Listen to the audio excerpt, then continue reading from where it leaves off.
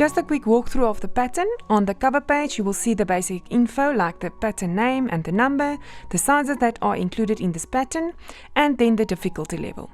Here is also an example of the pattern and which pattern version is shown in the picture. Here are ideas of different pattern variations with the front and the back view. Then here is a list of the different materials that you'll need and the fabric suggestions. For those of you who just want to know a little bit more about the different types of fabric and how to match your pattern sequences, I did a separate video on that and you can check that out. In the table below, the amount of fabric is specified for each size and pattern variation.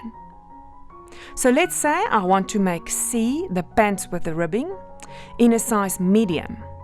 And I want to use regular plain cotton lycra or t-shirt fabric that is 150 centimeters wide. I need to purchase 1.8 meters and 25 centimeters of ribbing.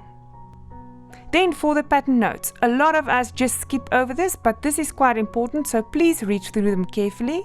It gives information regarding the preparation of your pattern pieces before you start sewing, and it includes the seam allowance that you need to use. Then you will see a list is given of all the pattern pieces that are included in this pattern, and it is also indicated for which pattern variation each piece is used.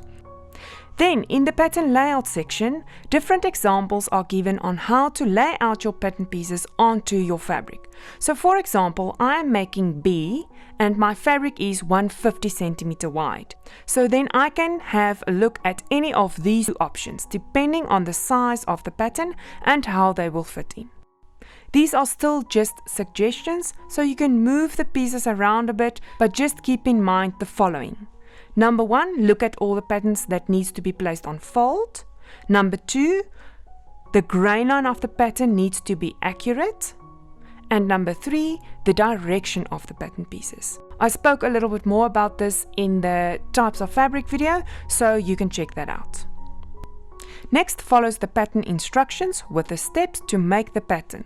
So if you are making F, then you need to do all the steps where F is indicated. Here is a table with the pattern symbols used in the pattern.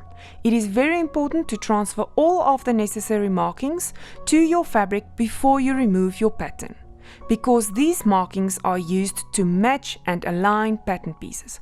For example, this marking indicates where you should match your sleeve with your armhole.